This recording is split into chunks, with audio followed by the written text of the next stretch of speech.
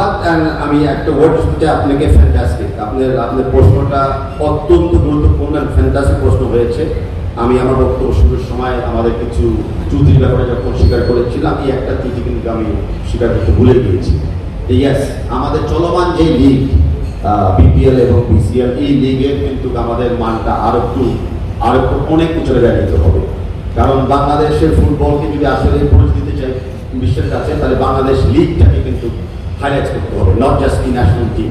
National team তো মাঝে মধ্যে খেলবে না।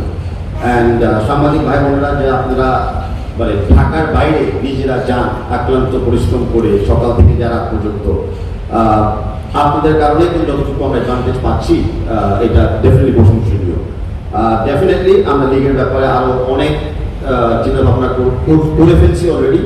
আপনি দেখবেন যে এই যে নেক্সট যে লিগটি শুরু হতে যাচ্ছে 2025-26 সিজনের জন্য, এখানে অনেক বেটার কোয়ালিটি আসবে। আমি ইতিমধ্যে জানেন যে এএফসিতে আভারি এবং বসুন্ধরা খেলার জন্য অনুমতি পেয়েছে।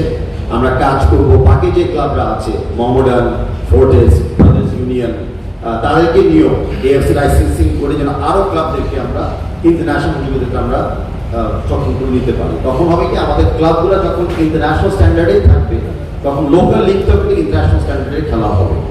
তার পাশাপাশি অফ সিজনে যেটা আপনি বললেন, ইয়েস, আমরা অফ সিজনে কিছু ফ্র্যাঞ্চাইজ টুর্নামেন্ট, অফ সিজনে কিছু অন্য দেশের প্রীতি ম্যাচ, যেমন আপনারা জানেন যে ম্যানচেস্টার ইউনাইটেড বা অন্য ক্লাবগুলো অফ সিজনে বিভিন্ন দেশে যায় ক্লাব ফুটবল বা টুর্নামেন্ট খেলার জন্য। আমরা সেই চিন্তা চেতনাও আমরা সামনে রাখছি।